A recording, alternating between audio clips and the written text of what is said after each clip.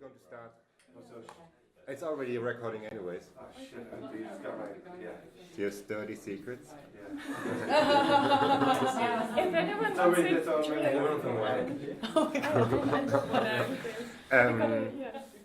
Okay. Hello everybody. This is another lecture from Just Do It, and I'm happy that you all came. And as you have noticed, last time my venue was at London Bridge Capitol House, but we had to move, and now we have no permanent space.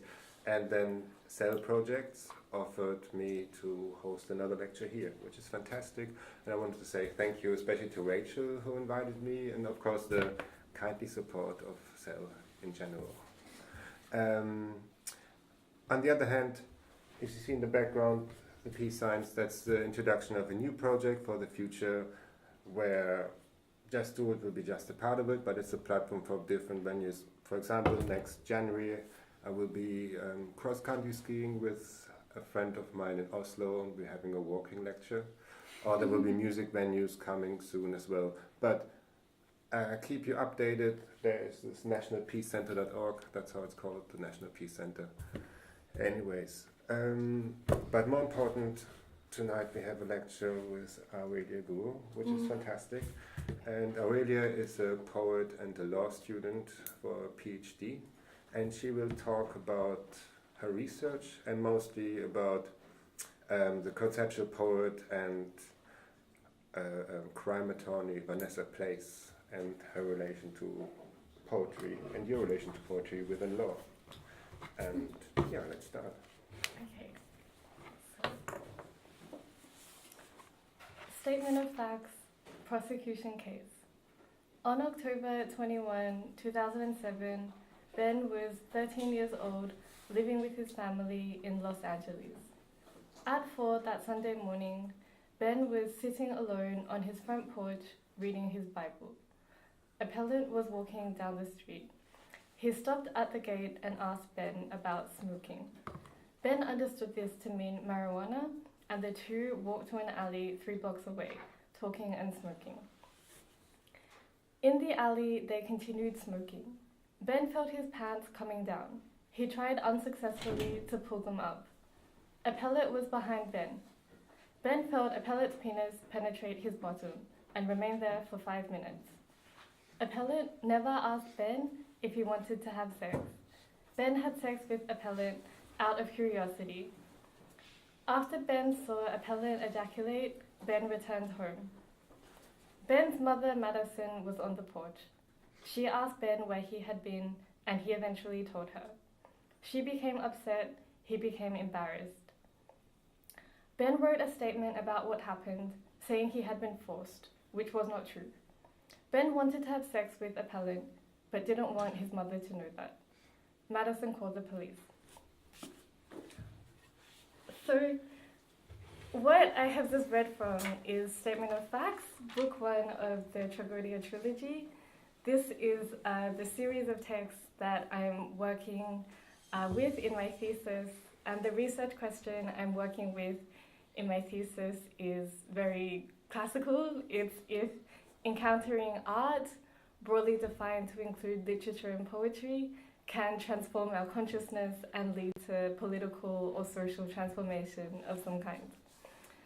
More specifically, it's about if encountering art can help us understand our place in the law and the place of law in our society, in our history, in our lives. So this comes from an understanding of the law, the rules that govern state and society as a historical phenomena that reflects interests and ideologies over time. Maybe if art can contribute to recognizing the law for what it is, it can contribute to taking responsibility for the law that we have and like the form of state and society that we have. So I consider the trilogy Statement of Facts, Statement of the Case, and Argument. These are by the conceptual poet and criminal appellate attorney Vanessa Place. I take this to be a critique of the American criminal justice system, in particular, in its particular contemporary form, and also a critique of the form of law in modern Western societies. So, better clarifying what it is 3 books: statement of facts, statement of the case, an argument. That's also the structure of an appellate brief. All of the text is taken directly from briefs prepared by Place first as the criminal appellate attorney representing her clients. All of the 3 books consist of 33 cantos. Place deals with indigent convicted sex offenders on appeal exclusively. So all the cases are from cases like this. So she's selected the material and structured it sort of this way. Otherwise, there's no commentary, there's no introduction or context. So for her, this is a modern form of poetry. Statement of facts is a narrative account of events. Statement of the case contains procedural history, including the charges and the sentences that have been handed down. Argument contains arguments from the defense for the reversal of the verdict. So all the verdicts are guilty, and so she's representing all of the offenders on appeal. So presenting this verbatim material as poetry raises questions like what is art, but also raises questions as far as what is law. When we encounter the texts, it's not only because we're some kind of art audience or readers of literature, we also encounter them as subjects of law.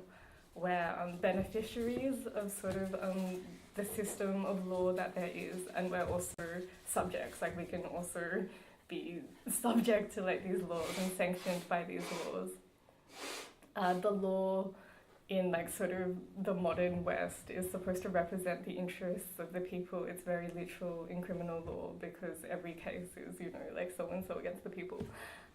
But that's true of like public and private law in modernity. It's like democratic legitimacy is premised on like this idea that the people are represented by it. So conceptual poetry, this very like contemporary poetry being kind of written now, is a latter inheritor obviously of more than a century of modernism and the avant-garde across the arts. I would say that this is like sort of something that makes it appealing. I mean, following the critics who have said that art emerging from modernity reflects those conditions back to us and better equips us to sort of understand and deal with our condition. Maybe it's good to look at like the latter avant-gardists who are maybe, you know, our own conditions are somewhat reduced and compromised and like latter historically. So I would say it's important to work with a contemporary artist, not in terms of artistic greatness and originality, which like are concepts that like I don't really compel me. I think that it's interesting to work with a contemporary artist because I still believe that art is some kind of medium through which we can understand the conditions that we live in and that we share with other people. So maybe controversially, I place Place alongside the model for ethical commitment and political commitment that Gillian Rose develops in her writing, particularly The Broken Middle. So Rose is very concerned with recognition of like our real conditions and responsibility for our real conditions. She's very, like, she really rejects post-structuralism and like rejects a lot of other theory and like philosophy.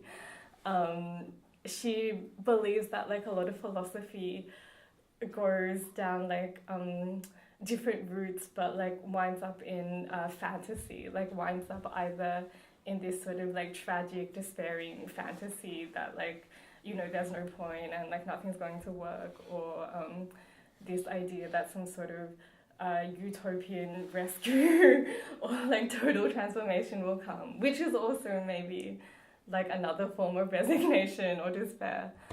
That's what she argues. So maybe Tragodia can be an imperfect but illuminating model of engagement or commitment with the very flawed conditions that like we live in.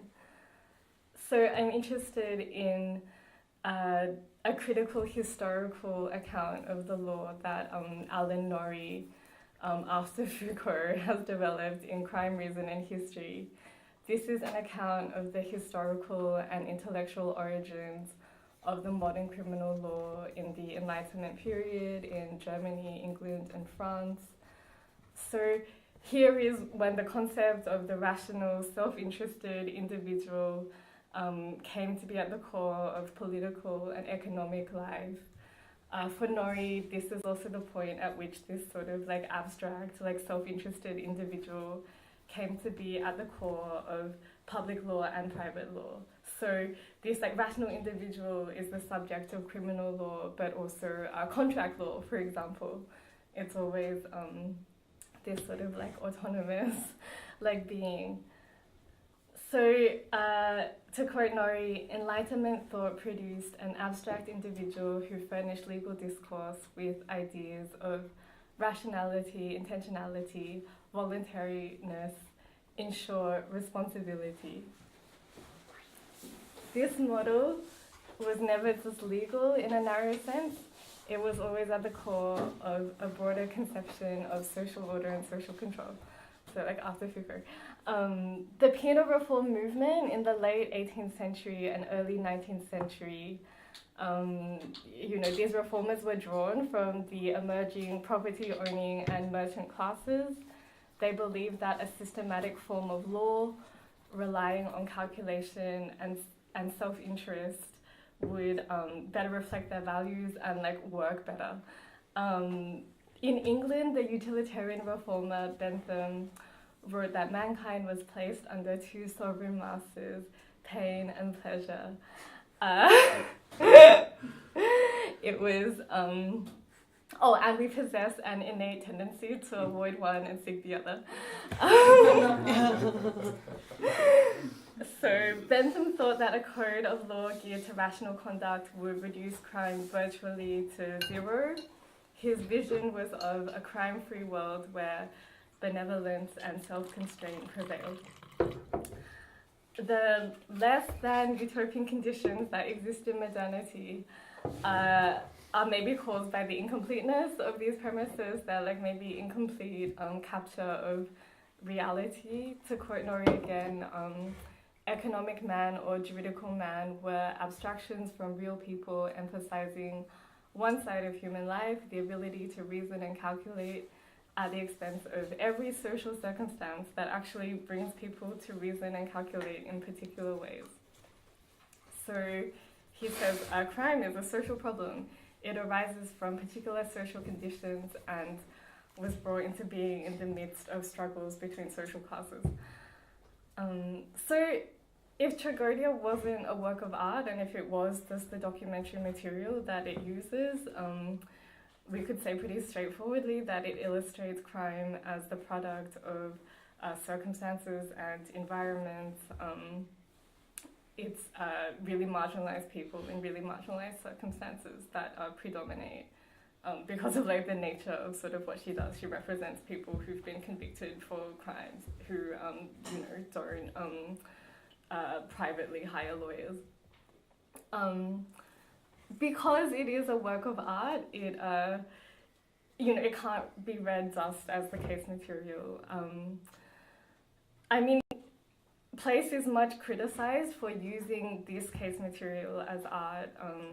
She's, criticized for being very tasteless and exploitative, and it's said that she takes this suffering and is kind of benefiting from its circulation as like an artist and cultural producer. So in like a very kind of basic sense, that's completely true, but I think that this is a rather bad faith reading because it disregards a commitment that I think Place demonstrates to her work in her other writing and by doing her work, long after she sort of could have done something else for a living and like could have done something else like all day, every day of her working life. I also think that it's like a very sort of limited, maybe bad faith reading of what audiences want from art and what sort of artists set out to do and can accomplish. I think it's rather limited. The material is also very technical and very repetitive, like apart from sort of some of the narratives in, the first book, the books 2 and 3 are like this extremely technical and specialist, and I wouldn't say that it actually is very good if you want to read something like voyeuristic and like titillating and exciting. So David Kaufman, in Reading on Creative Writing, argues that there is a value in conceptual poetry that is appropriated from other sources, procedurally generated using certain rules or parameters, such as Vanessa Place's work or Kenneth Goldsmith or Robert Fitterman's work. He says that it's valuable because it's a self-consciously avant-garde movement that can illuminate and critique the avant-garde condition, the limits of what it can achieve, the limits of its audience. He says that this is productive, and like maybe it is productive. I think he's a fairly like sensitive reader in some ways, but I think that this is rather incomplete because it addresses the form, for example, of conceptual poetry and Tragodia, but it doesn't say anything about the content of Tragodia, and it has quite a specific content and quite a strong content. Like it is full of really difficult material, and the conditions of its production are like the actuality of these events. They're not just made up. And the text itself is the interface that is like between Place, her clients, the legal system, like the American legal system in California, and us. So one dimension is that it's a local and national work. Like the cases all come from California, from LA, that has like a specific like that's a specific place with like its own like history, concerns, demographics, and it's an American work about the American criminal justice system at like a point at which that system is really facing a crisis of legitimacy. Like obviously policing is on one side of like the court system, and like incarceration is on the other side. But that will come later in my thesis. I'll talk more about Place as an American artist who has engaged successfully and like not so successfully with American history and society per se. At this early point, I'm more interested in Tragodia very generally and the modern Western form of the law. Law in like modern Western like legal regimes, like art, is quasi-autonomous. Like art, it has a specificity unto itself, but it's completely constructed out of what it isn't. Like it's continuously constructed out of this extrinsic material. So returning to Tragodia as this inheritor of like a century of avant-garde art, it's a very modern artwork. It's not a utopian work and it's not very optimistic, but I would say that it's very committed and that it's not nihilistic. I think that this is like challenging and interesting for the reader. Place has described her patron saint as Sisyphus. I think that Place can be taken seriously as a practitioner and a critic of the law. We see in the text, like when we read them, an attorney who's at work attempting to mobilize the law to advance or protect the interests of her clients. She's very much within those systems, and she attempts to obtain, and like very seldom, but sometimes obtains favorable legal results for her clients. I think this makes her very different from most philosophers of the law, including like most academic lawyers. Place's picture of the law, though, is very damning, I think. The most legible book, which is Statement of Facts, demonstrates how partial and limited and contested the facts that go before the courts are. just by literally like showing them to you, and like you see that's really all there is. It's like very it's a very small part of like sort of like our human lives that like comes before the courts. It also demonstrates just how extreme and maybe irretrievable some of the forms of violence and damage that people do to one another are. Like, it's full of cases of child molestation, home intruder rape. There's numerous cases of extreme and prolonged physical and sexual violence. Sexually violent predator is a classification that is used in the American criminal justice system. And it's like a specialty of like place. Like, she represents sexually violent predators. Like, legally, that's what they're called. And I would say that this trilogy illustrates how absurd this system can be. There were 2 sentences for over 1,000 years in Statement of the Case. So it's kind of about the like absurdity and gratuitousness of like the law. Reading Tragodia alongside Rose, and maybe after Arendt, the promises of the Enlightenment have not really come to pass. A lot of the ideas have been discredited.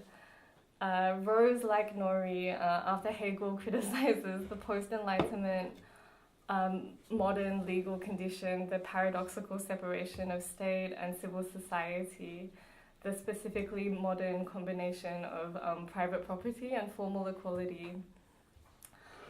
Rose's disillusionment doesn't lead her to post-structuralism or the rejection of meaning or the rejection of law and reason. Really the opposite. She like repudiates post-structuralism like really at length.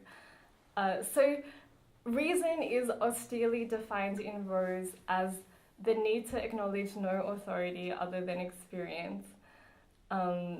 This is kind of like the point where I'm at and what I'm trying to work on.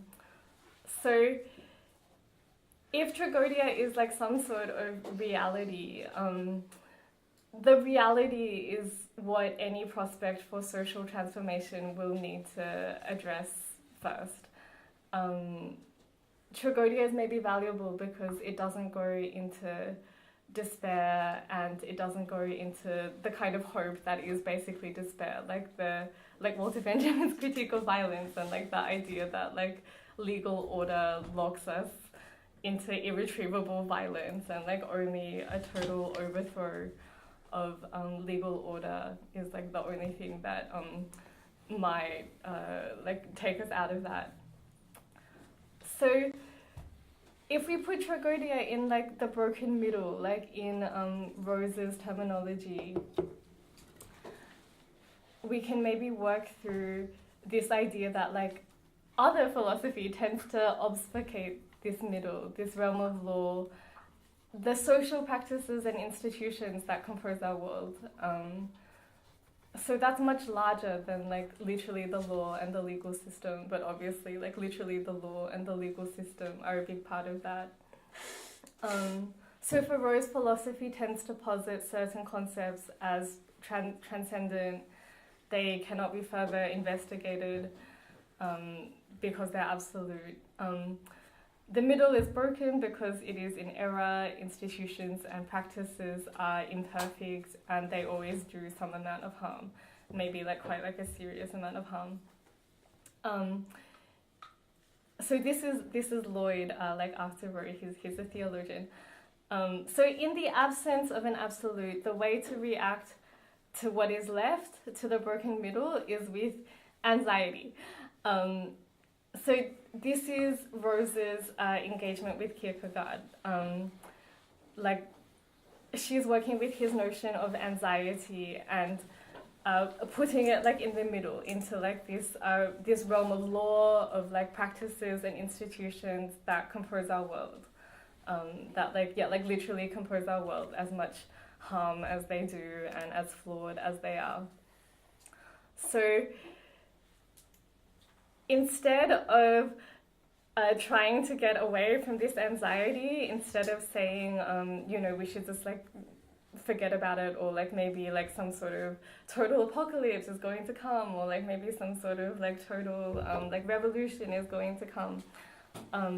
Maybe we can stay with this uncertainty and equivocation, not necessarily to become politically paralyzed, but to be politically committed to like this uncertainty and equivocation, and to with like the extremely difficult and unpalatable sort of realities of life, how it is, what people do to one another, and like what our legal order does to people.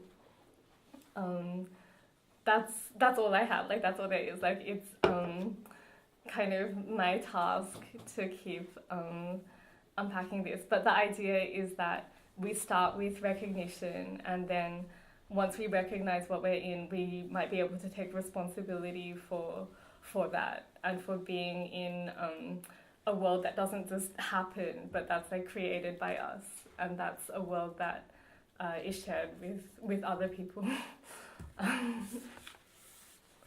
So that's everything.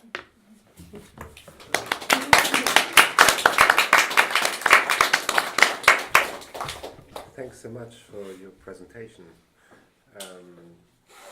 It's interesting to think about. I just got caught by this thought: how you become like an observer, basically, of your own work, and how do you think she came up to this idea to put it into this perspective of art in a way, no? Not in the content of like exhibiting, but it's just a different point of view to neutralize her work in a certain way or abstract it.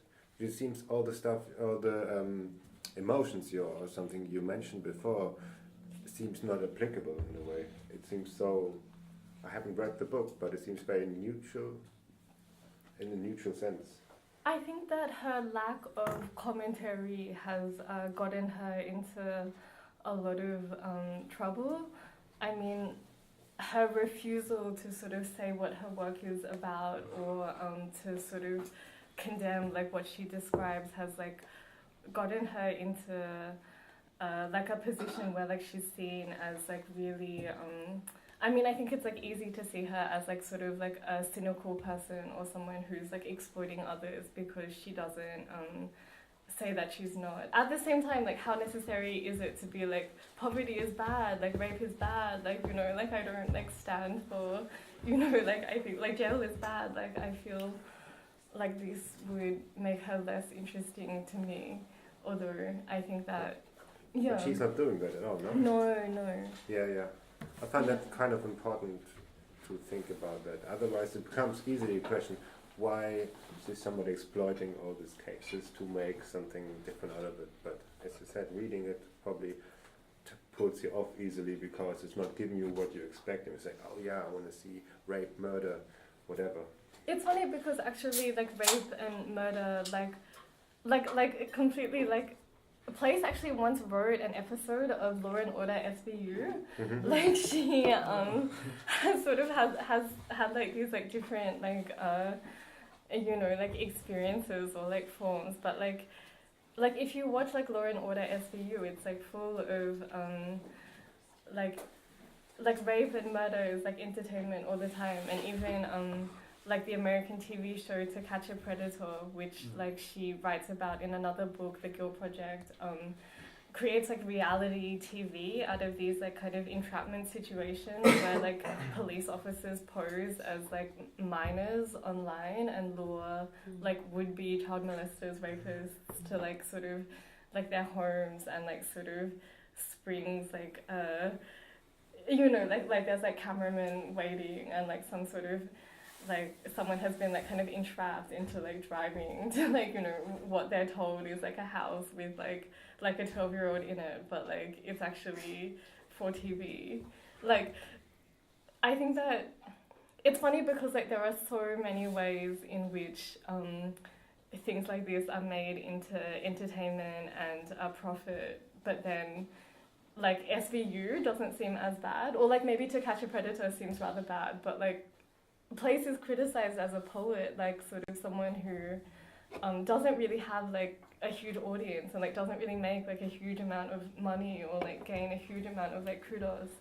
in a way that like the makers of SVU or like To Catch a Predator are not. I think it's because like there's different expectations. Like to say something very obvious, but like there are different expectations. If you're like a sort of like a serious like poet artist, but then at the same time as those expectations, it's almost like you're also expected or required to like say these things that are very basic, like like rape is bad, and like I'm not trying to like this to me is kind of strange.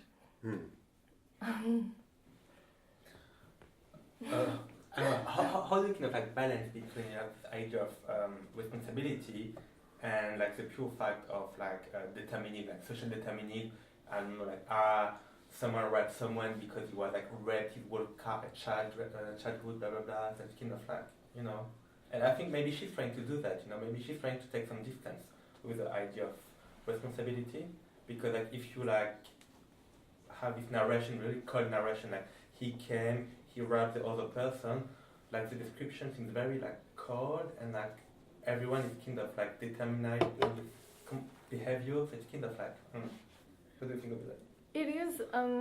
It is kind of funny because I guess my argument is about responsibility, and I feel like when you read this, you like start to feel responsible for it because it's part of your world.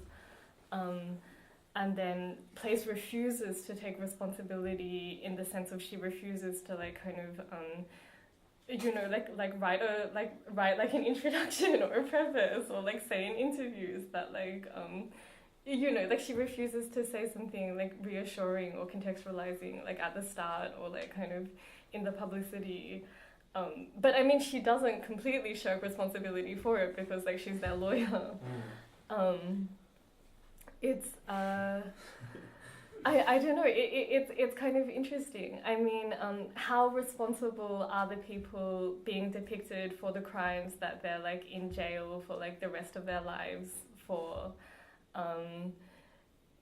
It's like kind of like the question of criminal law, and it's maybe like the question that criminal law needs to answer in like a satisfactory way to like seem like morally or politically like valid whatsoever. Like if people aren't actually responsible for their crimes, sort of like literally because of like sort of because like they're literally like wrongfully accused and like imprisoned and stuff, or because like just we have like kind of a very meaningless or bankrupt system for like attributing responsibility to people and like correlating sort of like crime and punishment, then then like there's nothing that we can sort of like then like we can't put any kind of value on like the criminal law. There's like no reason to like kind of obey criminal laws, like unless you sort of kind of would have anyway.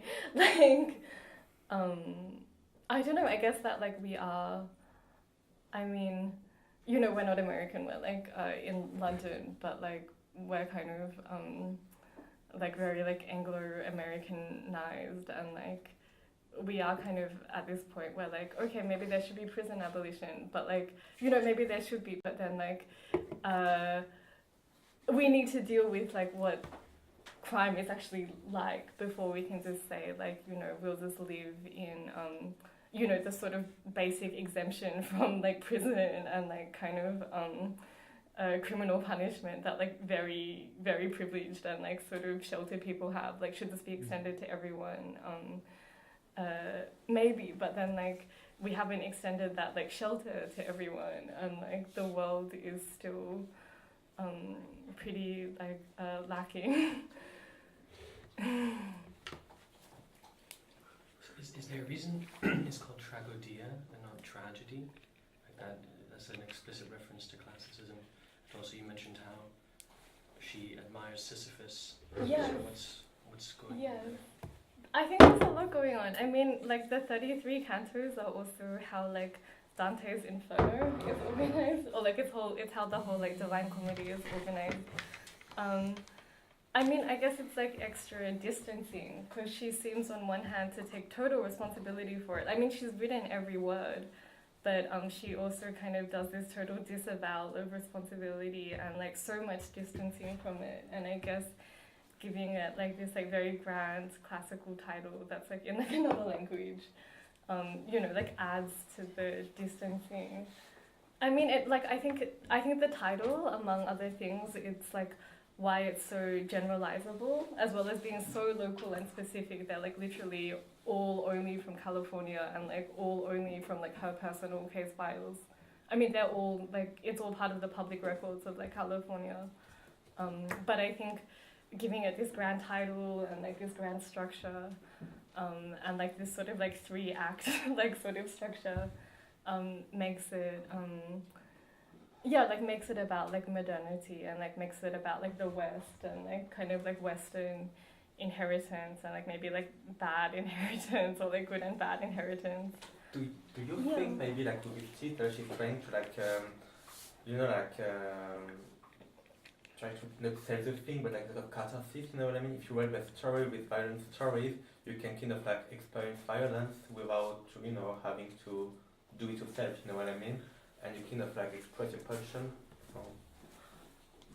I think that wait, sorry. The idea in Greek tragedy, kind of like, you know, you're gonna see a tragedy, yeah. you're gonna see someone die, yeah. and it's gonna kind of like purify your spirit. It's you know really what I cathartic. mean? Cathartic, sorry. This like reading this is really uncathartic. It's like maybe like one of the like most like uncathartic things like ever. Like it's really maybe it's like supposed to be ironic because like tragedy is like supposed to be cathartic and like this is like so like uncathartic.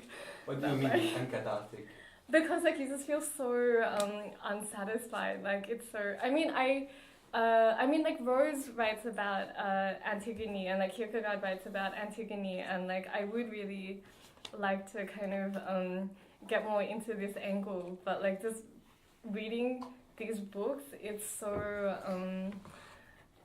I mean like what I read was like prosecution case of case 1 of book 1. And then there is no defense case. Like they just say like okay, like that's kind of and then it's just so feeble and so like futile, like all of the things that she kind of does. And like she says in the Guild Project, which is like a first-person essayistic book. It's kind of funny because people get so upset that like she won't say something like in her own voice and say like, you know, rape is bad. My clients come from like terrible socio-economic conditions. But in the Guild Project, she sort of says seriously that like the sort of place in like the imaginary that like rape and sexual assault has in like America, it's like very mixed up and confused. She sort of like says in the Guild Project that wait, sorry, what? No, go on. Yeah, that I've totally lost like the thread of what I was saying. Direction. Oh my god! But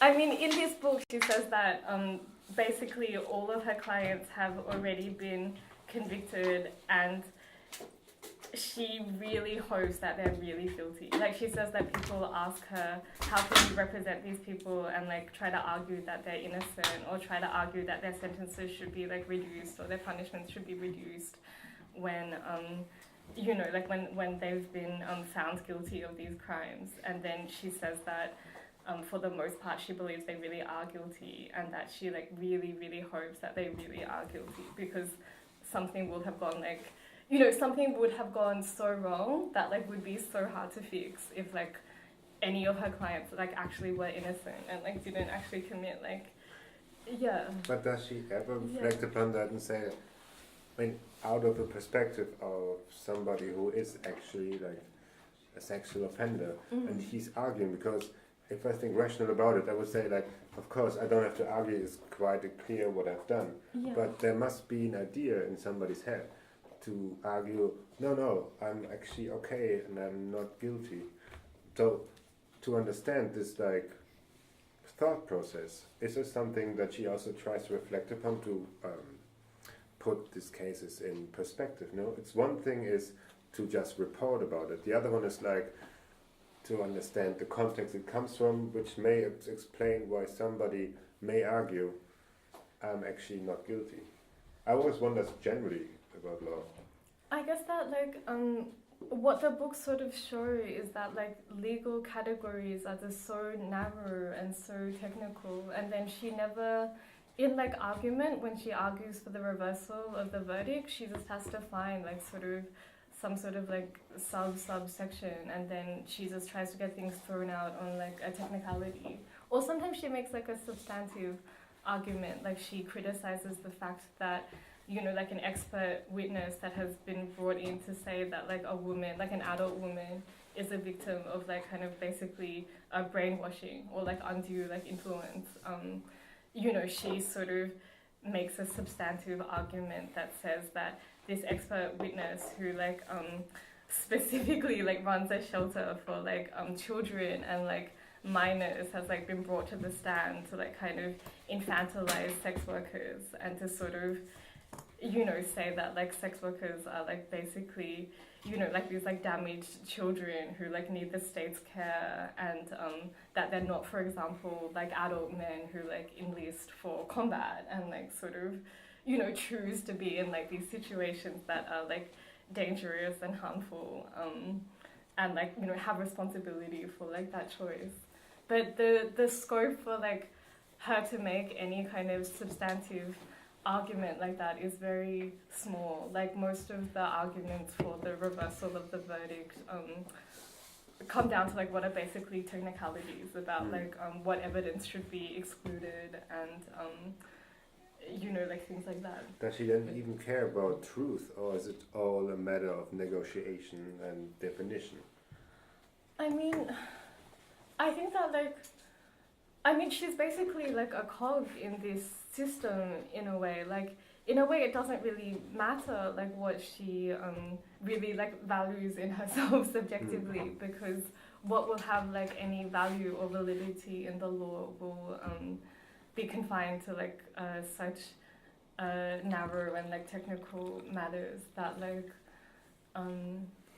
I mean it does kind of occupy a position that seems to be like basically like that's kind of like the structure really of like adversarial legal systems. Like you as the lawyer are there to represent your client and your client's interests, and like you don't represent like truth and like you Is don't it really so represent- easy to say like, oh, that's just Yeah. a job, I'm technically figuring all the possibilities out and present it, and then some exit will appear.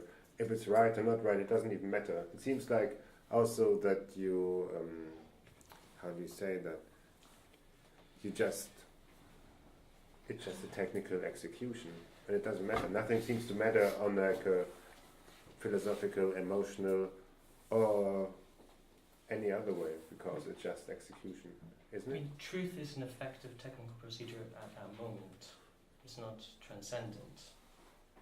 Right? I mean, yeah. as in that's my sense of, so saying how an appeal happens on the basis of a technicality is to reify the law as a medium, not as something that has a truth claim, but as a set of procedures. So, I mean, that seems to me the basis of this book, right? By kind of making a literary artifact out of legal documents, you emphasize the the technicality of law, devoid of any substance, right? You make that the point, whereas typically we think that the point of law is to determine the truth. That's not the case at all, right? Can I just ask you something? To what extent do you think that writing this book had a kind of a therapeutic effect for her? Like, was she? I mean, the fact that she doesn't give any introduction or any comment, it feels almost as if like she may be lost for words in a sense. So I was wondering if, yes, this may be a way for her to like get out something, you know, like for herself in some ways.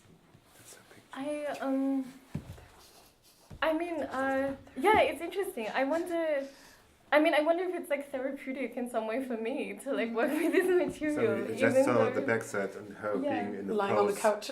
Yeah. It's kind of like the opposite of what I expected Yeah. from her. Oh, Black and wow. white though. But it's just like- Then maybe you're right. It's Yeah. therapeutic for her. And she's like, okay, No, I'm relaxed.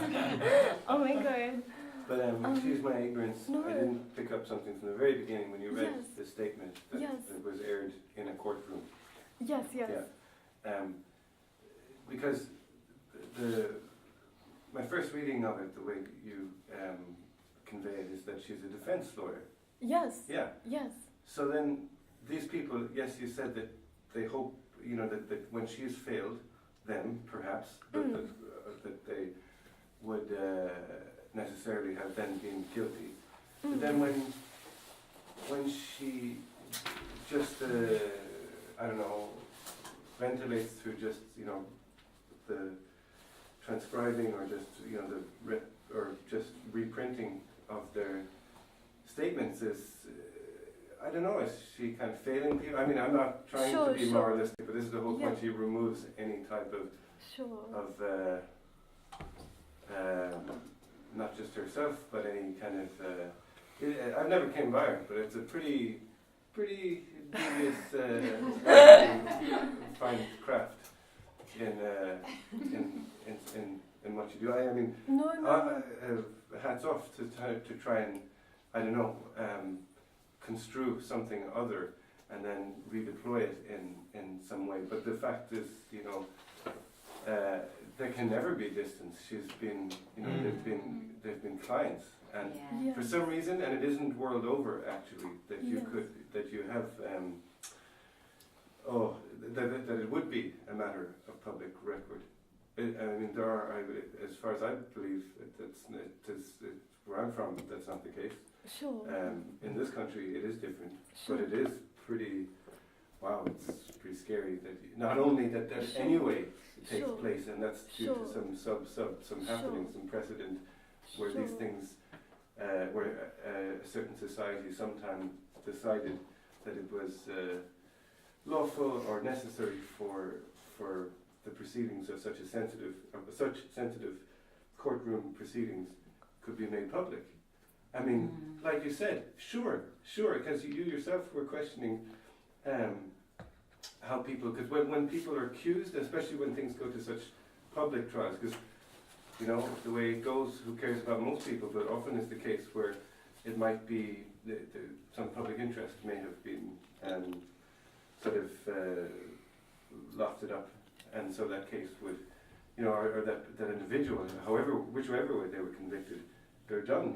That accusation is enough to lay them to, I don't know, knock them over. But no, but it is funny because clearly this lady has some views, and it won't be the same from case to case. So it's a pretty shrill thing she does, and I just and it can't be the same. It sort of it kind of flattens.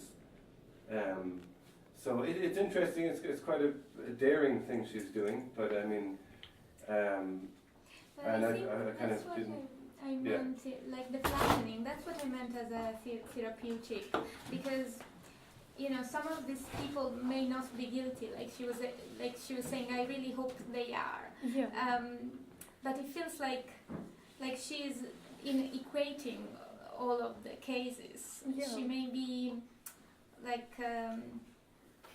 How can I say?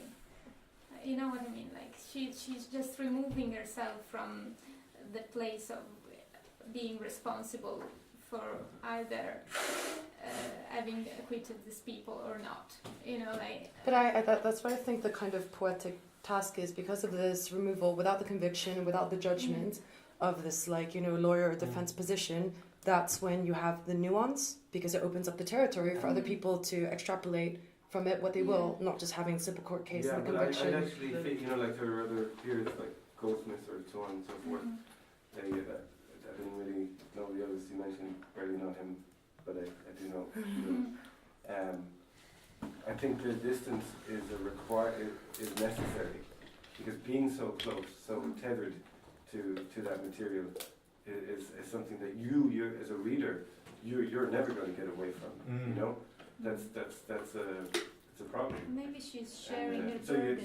so big pardon, but for that then that poetic task that I For think me, the poetry is an effect. I mean, it as an Yeah. effect, not Yeah. that poeticizing it makes Yeah. it yeah beautiful Yeah, or yeah. radical or anything. But Yeah. I meant it.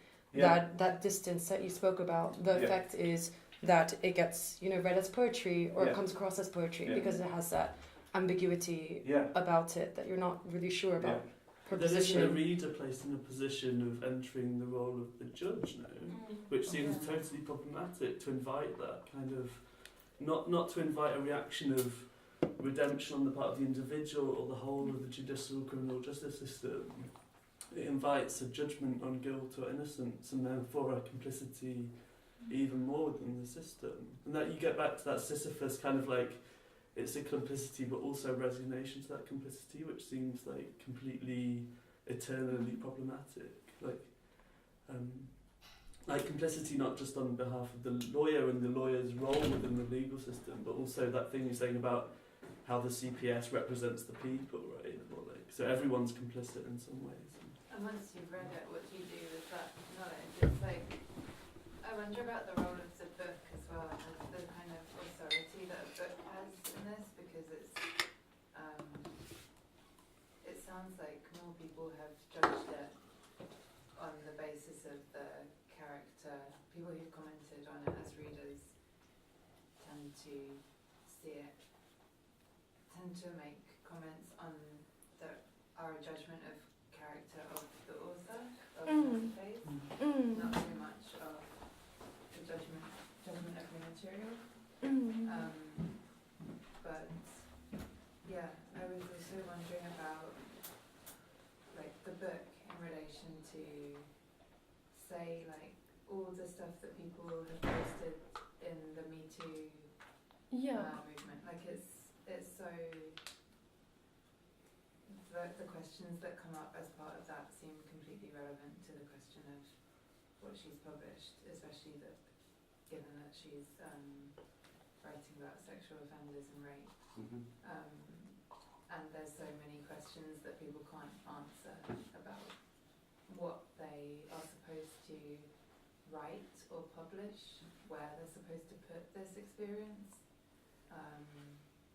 And a complete lack of knowledge as to what the legal implications are, and what even constitutes something worthy of writing about under the Me Too hashtag, for example. Sure. Yeah. Sure.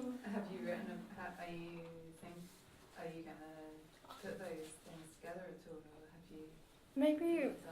Maybe that is a direction to take it in. It's kind of funny because, I mean, the way that I feel about it changes all the time, and sometimes I feel like, like this is valuable and I'm going to like try to salvage some kind of value from it, and then other times I just feel like, this isn't this isn't valuable, and like maybe I shouldn't be like adding to like the value that like it may have by like sort of treating it as like more valuable than it is. But I mean, I think that the way that I'm dealing with it is to treat it now as like a test case, and like kind of like a test of different propositions. It does definitely put you in like the position that like a judge would be in, because like even this like flattening effect of like case after case, nothing really about them, they don't have like things in common apart from the fact that like these people have been convicted of like a sexual offense of some kind. It does put you in like a very it's very uncomfortable, and then like I guess the question is if that discomfort is valuable because you're just uncomfortable because it's showing you like how things are, and it's sort of showing you like what you're like what is like kept out of your view but is like sort of like happening on your behalf. Like is that what's going on, or is it not valuable because it's just taking sort of like a position of kind of like safety and like authority that like kind of just you know, has no hope of like bridging any kind of gap that's like between this author or like viewers of this material and you know, what it's really like to like live these actual lives.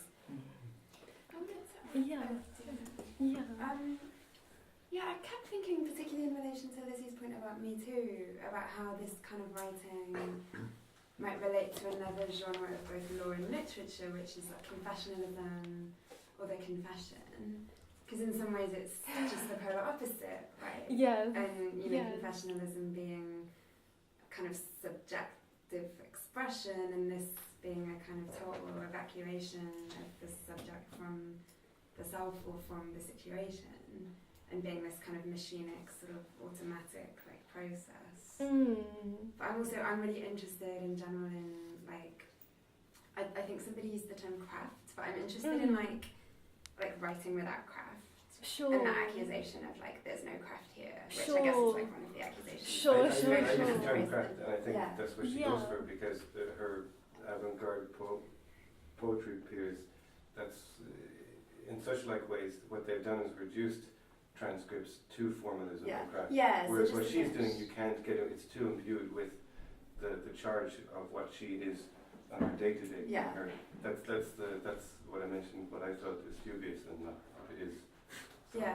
Yeah. So let me just get my train of thought back. Sorry So for like the- yeah. So like confessionalism is also like a kind of attracts this accusation of like Lack of craft. lack of craft, but in a completely different way. It's just Totally. this totally immediate kind of explosion of feeling and selfhood, and yet they're both sort of forms that are used and kind of made into genres in both law and literature. So I don't know, I'm just kind of interested in how it might relate to the confession, or how it might be in dialogue with, or maybe other kinds of craftless, legal, literary forms. I mean, like purely just about like confession, especially as like kind of like a popular form that like circulates like on the internet and like under hashtags and like through you know, all sorts of like kind of marketplaces, some of which are like probably not like the best arenas for like this like sensitive material. You know, Place has been very critical of like this sort of, you know, like this sort of like mandatory like first person like personal like branding and like personal sort of circulation.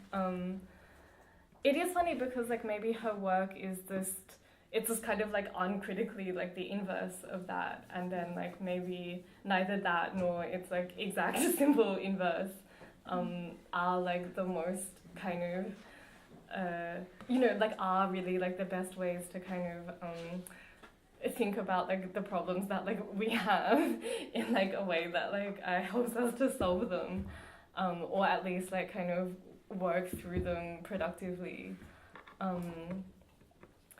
I mean, it is really funny because I've kind of unintentionally found myself being like an advocate for Place. Like I've like sort of taken on like this weird like representing my client role, and then I mean it's kind of funny, like just so many things have kind of like just flowed out of this kind of like weird project of hers, and like this like weird collateral like project of mine, and then I guess I have to sort of choose soon like what I really want to work with. I mean, yeah. You were saying something about Kierkegaard's notion of anxiety. Can you like clarify it a bit? I was a bit I wasn't sure, because I've came across this notion before in totally unrelated circumstances. So I wanted to see better how you were integrating it. It's something that I haven't worked through, but that I've been very interested in. I mean, I sort of know it really through Rosa's kind of like reprisal of parts of like, I guess it's from you know, Kierkegaard on like Abraham and like this idea that he's going to like sacrifice like his only son, and then it's just I mean, like, I think that my reading of Rose has like really come through like this like theologian like Vincent Lloyd, and then his reading of Rose is really so much about like faith. And then my supervisor, for example, thinks that this is like kind of strange and like obtuse way to read Rose, who like was such a like a thinker and like so into reason. But I mean, I think that like what happens though when we try to like reason with like the really kind of like unreasonable and like perverse sort of circumstances that like we're in, reason only really gets us so far, and then like maybe we do just come to these points over and over where like we don't really know what to do or like what to say, or like it just seems like a very bad situation, and then yeah, maybe there is something to be said for persisting, although like maybe there's not, but like maybe there is. Yeah, because I guess, I mean, if I remember, I think that Kierkegaard was saying that anxiety is like comes with freedom, is a dizziness of freedom or something, which is probably something, I guess, someone who has to choose whether someone is guilty or not may experience, or we may expect them to experience them at least. I mean, we may find it reassuring if they experience it, you know, this kind of. So yes, maybe, I don't know, maybe something that she is also experiencing, this sort of anxiety. That's, yeah, brings me back to the idea that I think she's doing this for if not catharsis for herself, then some sort of freeing herself from being the only one to put herself in the shoes of these people. That is funny because I have friends doing the same job, and sometimes like I remember she came to a party and she was very like, oh, you know, and I was like, what? And she was like, you know, I had like this case, this guy, he raped someone, and she was the advocate of the raper, and she's like, but you know, he come from this background and blah blah blah, and I was like, what do you want to talk about? Yes, but no, because I want to forget. But yes, I want to talk about it because maybe I need to talk about it. And I think maybe what she's trying to say is something like, you know, I live with violence every day, and we live like in a time where like violence really like, you know, you never talk about it, doesn't exist anymore. We're like very like the first time of, you know, it doesn't exist violence, and we're very ready to like hear about it.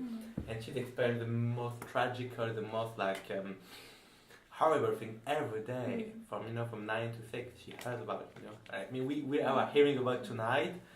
It's a talk. So we are hearing you and it's done, you know what I mean? You actually already, you are in that, you know. Well, that's the point. Is it really ever done? You were talking about reasoning. Is reasoning even possible? It's like a way of, oh, we can't reason, I have to give it to somebody else to does the next step with it. I just remember where Kate and I lived together, and we had like a case with our neighbor where she was like freaking out. Doesn't matter really, but it doesn't matter what it is. The point was, I didn't want to go down and say something because I realized there's no way I can reason in this situation because it wouldn't make a difference. So what is the next step? I would like call the police, and eventually it comes to Vanessa Place in the worst point. You know what I mean? So once one gives the whole thing to the next, and then he puts it on. So where does it finally end? Who is the final authority? Yeah, sounds like an awful job.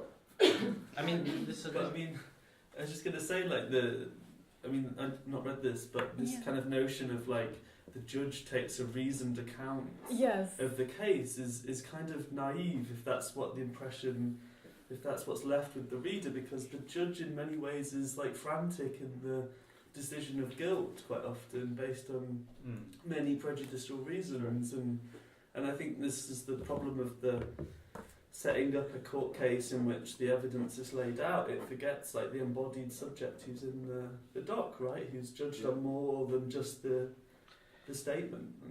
It doesn't forget it, it just translates it into law, right? Which is why but that's the violence. You might think that it's violence, but I'm just saying that it's not the job of the law. You know, and I'm not saying this in a way to defend law. I'm just saying it's a different set of procedures, a different. That's why I actually think that That's this the is. myth of the courtroom. I mean, I think Sure, that's right. That's absolutely right. I personally think it's completely like saturated with like prejudice and like with violence, and I mean the prejudice sort of doesn't. I mean, it doesn't kind of like begin and end like in front of the judge. It's sort of, you know, like people are born into really like prejudicial like sort of conditions, like really adverse conditions, and then, you know, like for example, like policing is very uneven, and like, you know, like you know, some groups are like sort of much more intensively policed than like other groups, and then like if you're not sort of under any kind of like surveillance or control, like you sort of have like a certain, like, you know, you effectively like have all of this like impunity, because, you know, like it's not a crime if you don't get caught, like, you know, so. I mean, yeah, like I think it's completely saturated with prejudice and violence. I mean, maybe that's why it's such a like sort of like evil and like uncathartic sort of thing to read. But it's also not the only yeah. thing she's written, no? So I feel like the reception or the sort of damning of her treats it as if it's the only sort of work she's ever put out there. It doesn't see it as sort of part of a larger context and sort of her work as an attorney and also the other books she's written that I'm not very familiar with. But I feel like maybe that's also a sort of this sort of jumping to just damning her and seeing it as this final statement on something is also kind of like a speaks to some sort of anxiety about uncertainty or something. I think so. I mean, Whereas I would see it like, to me, I would see it as something much more sort of humble in the way that it adds sort of a layer to a discussion of something that's completely forgotten about mostly, which is the sort of more ordinary technical language that sort of pervades so many things and every one of us, and also the sort of ordinary violence, and then, you know, you can have a discussion about what violence is, but to me that's like, in the way that people see it as this like evil and horrible thing she's done, it's weird because it sort of assumes that it's like a final statement, whereas like we all like talk about it, and so you kind of see it's the exact opposite. Can I just quickly ask, what do you mean by ordinary violence? The sort of I mean, the sort of discussion we've had a little bit about the sort of dehumanization that happens in this very technical language, which could or could not be, you know, subsumed under the notion of violence. But I mean, to me, it just seems like this humble proposition to look at this like reality that's there as well, and it needs to be grappled with, and can't just presumably be these people are glossed over. incarcerated. So Yeah, we are speaking at the aftermath. Sorry? Have you ever been in a courtroom? I And have. anyway, specifically anyway, we weren't talking about the lady's oeuvre as a totality. It was what was given through this book. So yes, you're right, but on the other hand, we were only responding to what was said this evening. So Yeah, I wasn't trying to attack anyone. yeah, no, I know, but this is how I'm responding. Sorry if Yeah. I'm spiking. I mean, if I understand what you're getting at, it is that this is actually only craft, this book. All that you have in this book is craft, devoid of substance. I'd agree, but that's what And the reason for that is that it describes, like in practice, the process of translating a rape, okay, like something that happens outside, into a language that's legible in a court of law, right? And it's the distance between the event and the legalizing it that is being reflected on in this Sure. book. Yeah. Sure. So. And I don't want to say anything because I come off spiky every time I speak, sorry. But no, so I won't. Maybe one thing. No, I won't, because then I repeat myself anyway. Actually, yeah, sorry. Two kind of related questions. How does her process and her act of publishing compare with psychoanalytic case histories? And in relation to what you said at the beginning about hoping, or maybe reading this with a research question of looking at art as a possibility for transformation, in what sense is it possible to beyond the usual judgment that happens in a courtroom and in art history of looking at, on the one hand, the artwork or the legal testimony in terms of what is offered on the one hand by the defendant and the people offering different sides of an account and defences and stuff. And like, in what sense is there a possibility of reading it as an intersubjective encounter? Like, the text is a place of intersubjective encounter, or the artwork is a place of that, and it's very difficult to like. How do you read something? How do you read something in that way and like try and get over the baggage of like long histories of critical models for reading that are like, death of the author, or you know, like reading biographically or reading not biographically, or how do you read for transformative qualities? I mean, I guess that, I mean, I don't want to say that, like, this book particularly is, like, you know, transformative and, like, you know, will transform us. Yeah. I mean, I guess the idea is, like, not really that literature is, like, transformative, right? It's, like, sort of, I guess, like, you know, it's like a Frankfurt School idea, or like it's like a sort of like early avant-garde idea that, like, you know, through art we like think about the possibilities that, like, you know, like are like implicit in like being human, and like we have something to work with, like we have like an autonomous realm, or at least we have something that's a little bit defamiliarized, or like outside, or like a space that's more you know, free, like, you know, that like literally you know, like doesn't cost money, and that also like doesn't have like stakes and consequences in like the ways that like other things have like stakes and consequences. I mean, weirdly, I really enjoyed reading about Sherry Levine as I was like working through this, because Place also described herself as like a sculptor, and like in a way, like, I mean, Place and Fitterman wrote this book about conceptual writing, and they sort of cited like Warhol rather than writers, and then it becomes, you know, like I mean, I don't really think that it is like a mute object, but like if we're treating the texts like kind of more as objects, then it doesn't really become about like identifying with characters, or like about you know, the author's sort of like decision, like line by line, to like sort of write this or that. It becomes, you know, it also becomes like solo wit, like the sort of author artist just makes the decision of like, you know, like just like putting this here, and then it becomes about just responding to like that like single gesture, like Sherry Levine, like rephotographing like sort of Walker Evans photos, or like just, you know, like casting and like remaking like objects as sculptures. So, I mean, it's like, it is like sort of like very like kind of like late in the day that like maybe, oh, we can like just treat text as like an object, or like we can just you know, see it as like, yeah, like after like Warhol and like Duchamp or something, but then sort of like drawing on like that art history, I think that that has like created a way of reading that like isn't about, yeah, like identifying, and that is more about I don't know, like different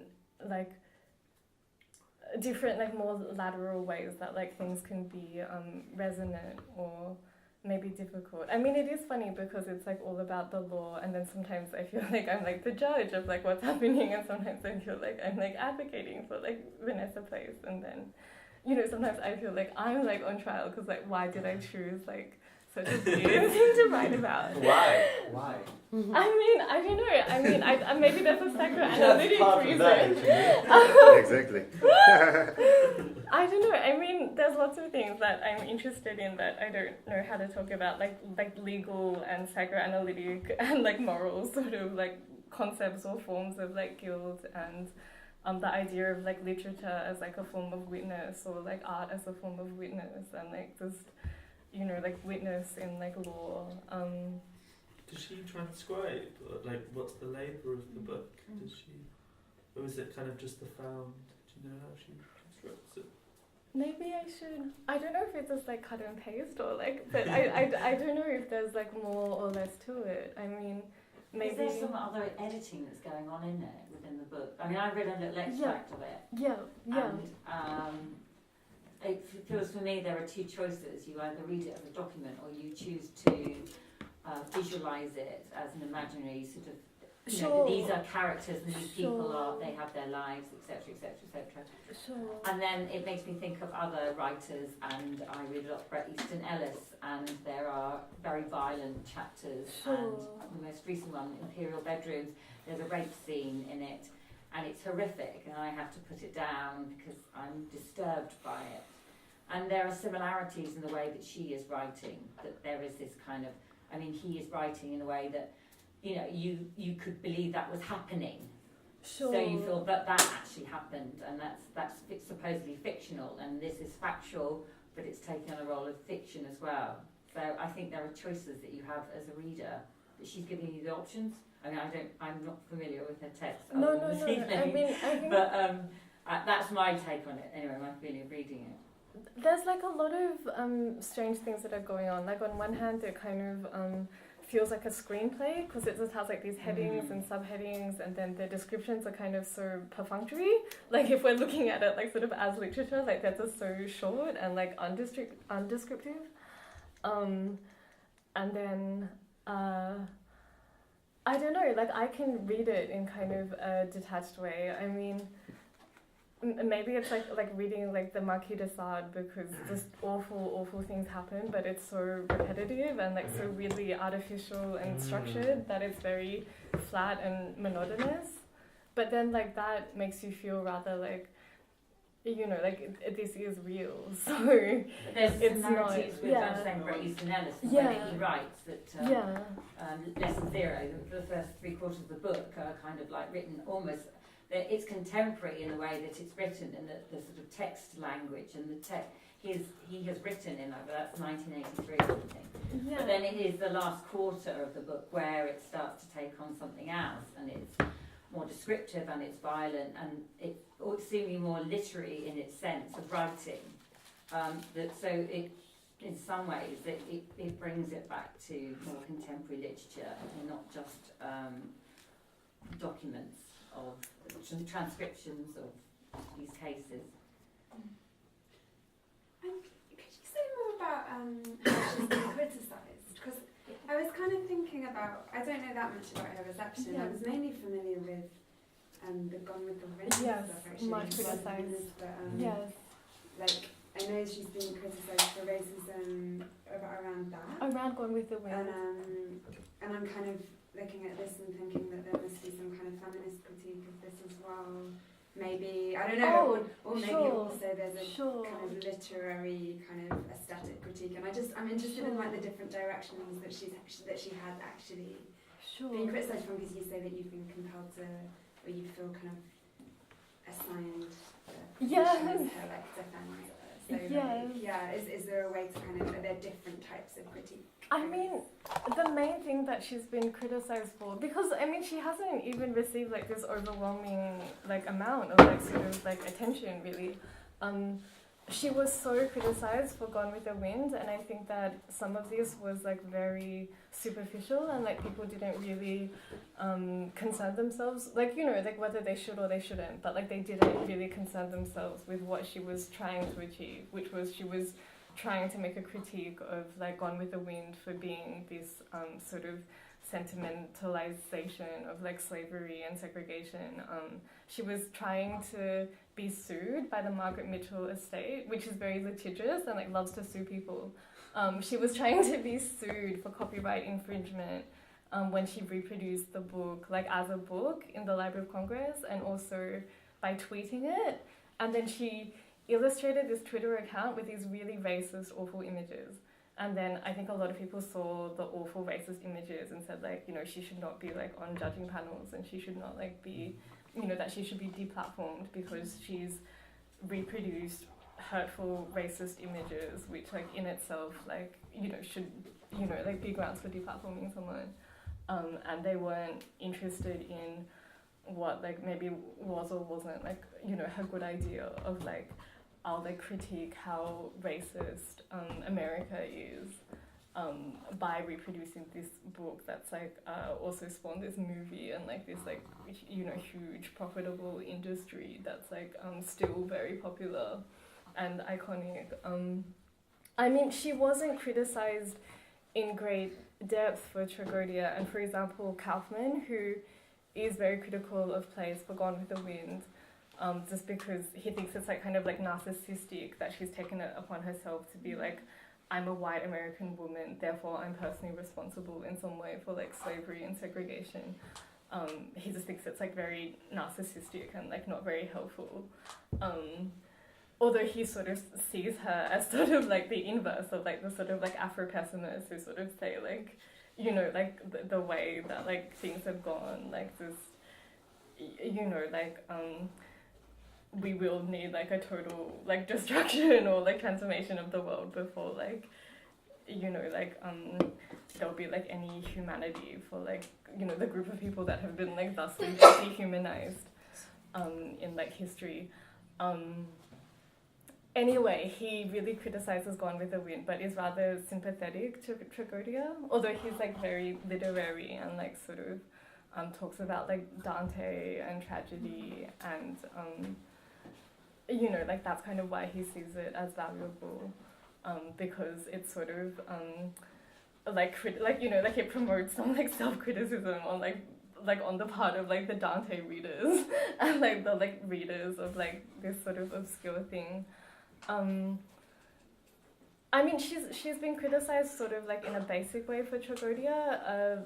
Marjorie Perloff, who's this famous literary critic, was a champion of place, or like is a champion of place, and said that a statement of facts demonstrates that some of the victims of rape are as bad as the rapists. And then this was, I mean, it also wasn't always very thought through on either side. And then Place was roundly condemned, though, like, you know, like in front of a smaller audience, when she refused to say, like, no, I do condemn the rapists, but like, I mean, you know, she refused to sort of say something that would exonerate herself or her text at that point, and it was seen as like a bad exercise. Because first and foremost, do you think she was writing this as like a critique of the intelligibility of lawfulness? I mean, to like, especially within the context or within that framework of law anyway, to draw out this like what Rosemary Waldrop calls like the lawn of the excluded middle, to make logical derivations that you have an excluded middle, and there you remove the spectrum or the nuance, which is reinstated by poetry. So I should look that up maybe. So in this instance, when you talk about like, you know, lawful categorizations from which people make judgments or whatever, through the legal procedure, do you personally think that's her like task of making of just putting forth this type of material?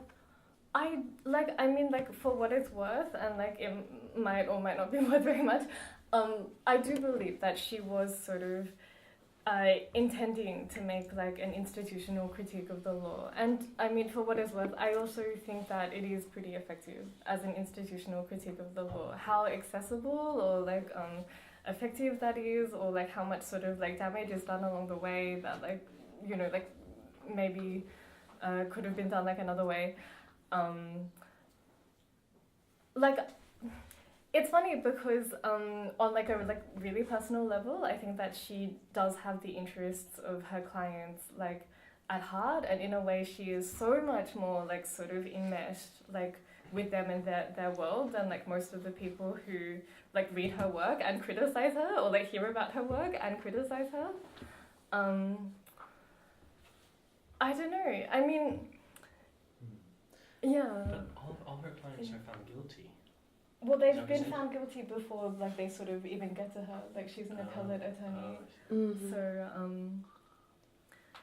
I mean, it's funny. I think that like what strikes me personally now when I read these books is like, I think about American violence, like American like gun violence being like this very like literal like thing, but also just the fact that there are like you know that there is still the death penalty in America, and like they like literally execute people. And then these like millennial sentences which like don't like kind of exist in like a lot of other countries. And then I just think about like the history of like kind of slavery, and like also the It's fact very that related, it's, right? And yeah. I think like 80% of people in prison in America are American, something like that. It's terrible. Yeah. And I think like yeah. there is a much higher proportion of people in prisons in the US than in any other country. Yeah, Something like that. I'm not sure. Yeah. I mean, It's a very repressive system, I think. I mean, I didn't know anything about it, but then I was listening to the new serial podcast, Sure. and I was shocked by how unfair, honestly, unfair the system seems to be. Because I mean, not knowing nothing about it, I mean, I didn't never had like the best expectations, but I did think there would be at least a semblance of fairness. And instead, it seems no one is concerned with keeping up that semblance either. Because like, does it vary like between states? You know what I mean? Is there like more liberal states and there is a better? Yeah, it varies. But the tragedy is that they're privatized correctional facilities. That's one. One other thing I wondered while we're here is, I don't know if people in America are offered free legal aid that they might be here. So in what capacity does she represent her clients if they're that sort of destitute by the time they get to her? She's a public defender. She's a public defender, which is actually Yeah. like free legal aid. Yeah, it's funny. The other thing that occurs, and I'm out now. I'm going to leave, but I won't say anything. Is not necessarily as a precedent, but just in a similar way. Why would you do such a thing to kind of? And I never damned her. I just thought it was dubious the way, and because it is unclear, and I don't think a lady, any man or woman, or in between, because she has her career, and by her actions can be read and analogous to that her literary career. So I don't know. To me, she's on this table. She's some way impenetrable. You know more. You guys do. But you can. But the readings you give and for instance, this Tragodia as an institutional critique, you know that because you're plotting around her, or you're also you've read the book. But that said, but that said, you know, there are other things. Is there sequencing? Is there something subtle about how, you know? I don't think so. I don't think that she's going to posit various in a certain sequence for some. You know, she's not going to play it backwards and listen to it. But I know what I was wondering, because it just you mentioned the Marquis de Sade or something, but another maybe more pertinent example is the ties, like 300 or 250 years later, early 20th century transcript of Gilles de Rais, which is immense, you know? And that man, for who those of you who don't know, was the worst deviant on the planet. But you know, that had time in redeploying it, and I wonder, like, you know, clearly that's different, but it is taking, you know, legal documents and redeploying them as literature for some. Or being compelled to for a reason. So towards some sort of poetry or something. But therein lies there's some